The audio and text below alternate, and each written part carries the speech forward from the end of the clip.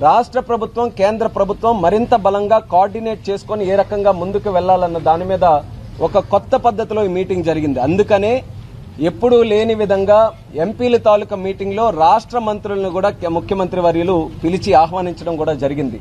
మరి కొత్త పద్ధతి ఏంటంటే ఎంపీలందరికీ రాష్ట్రంలో ఉన్నటువంటి ఒక డిపార్ట్మెంటు, మినిస్ట్రీస్ పరంగా ఒక డిపార్ట్మెంటు, అలాగే కేంద్ర పరంగా ఉన్నటువంటి మినిస్ట్రీస్ ఒక డిపార్ట్మెంట్ అటాచ్ చేసి వాళ్ళిద్దరి మధ్యలో రాష్ట్రానికి కేంద్రానికి మధ్యలో వారధిగా ఎంపీలని ఈరోజు అదనంగా ఒక బాధ్యత ముఖ్యమంత్రి వర్యులు మాకు అప్పచెప్పడం జరిగింది.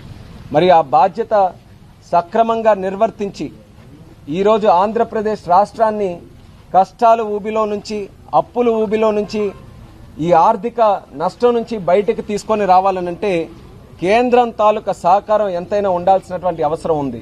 కాబట్టి కేంద్రం ఇస్తున్నటువంటి నిధుల కంటే కేంద్ర పథకాలు కూడా ఏవైతే ఉన్నాయో వాటిని కూడా సద్వినియోగం చేసుకోవడానికి మా ఎంపీలు మరి ఇచ్చినటువంటి బాధ్యతల్ని సక్రమంగా నిర్వర్తించి రేపు భవిష్యత్తులో కార్యక్రమాలు ముందుకు నడిపిస్తామని కూడా తెలియజేస్తున్నాను. ఆ లిస్టుల ప్రకారం ఎవరికి ఏది ఇచ్చారనేది కూడా తర్వాత మీడియా మిత్రులతో మేము షేర్ చేయడం కూడా జరుగుతుంది. ఇంకా మేము ఉత్తరాంధ్ర ప్రాంతం నుంచి కూడా స్టీల్ ప్లాంట్ తాలూకు అంశాన్ని మేము తీసుకొని వచ్చాం. అది ఖచ్చితంగా ప్రైవేటైజేషన్ చేసే పరిస్థితి లేదని కూడా ఘంటాపదంగా మేము ఈ సందర్భంగా తెలియజేసుకుంటున్నాం. దానికి కావాల్సినటువంటి కోఆర్డినేషన్ అంతా కూడా మేము కేంద్ర ప్రభుత్వంతో చేస్తామని మరొకసారి ఈ సందర్భంగా తెలియజేస్తున్నాం.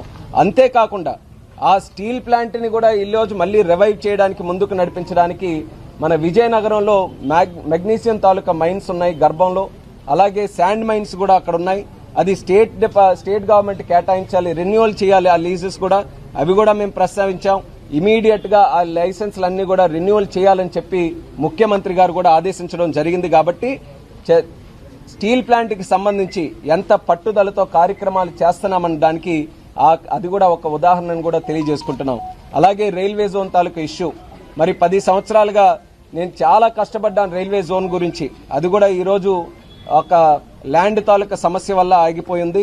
దాని మీద కూడా అక్కడ వైజాగ్ లో కలెక్టర్ గారితో అక్కడ ఉన్నటువంటి డిపార్ట్మెంట్స్ అందరితో మాట్లాడాం. దీని మీద మరి పల్లా శ్రీని గారు, భరత్ గారు, అలాగే అక్కడ ఉన్నటువంటి ప్రజాప్రతినిధులు అందరూ కూడా తరచూ దీని మీద కూడా సంప్రదింపులు జరుపుతున్నారు. రైల్వే జోన్ కి కావాల్సినటువంటి ల్యాండ్ ని కూడా స్పీడప్ చేసి అతి త్వరలో అది కూడా ఆపరేషన్స్ అన్ని కూడా స్టార్ట్ చేసే విధంగా చర్యలు తీసుకుంటామని కూడా ఈ కార్యక్రమంలో మేము మాట్లాడుకున్నాం. అది పబ్లిక్ కూడా ఈ సందర్భంగా తెలియజేస్తున్నాం.